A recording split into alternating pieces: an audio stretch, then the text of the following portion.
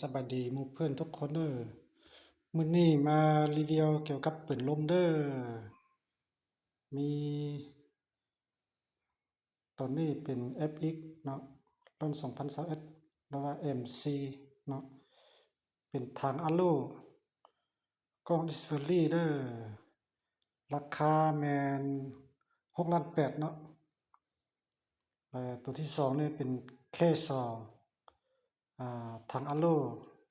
กล้อง Discovery เนาะราคาเป็น7,800,000ตัวที่สามนี่เป็นทาติโก้ทางอะโลกล้อง Discovery คือกันเนาะราคาเป็น8,500,000เนาะมีพร้อมส่งหมู่เพื่อนทุกคนเพื่อต้องการสั่งซื้อได้มีของแถมคือลูกปืน1 กั๊บเนาะกล้องสูบ1 อันแล้วก็ชุดโอลิง1 ชุดเนาะถือว่าครบชุดเลย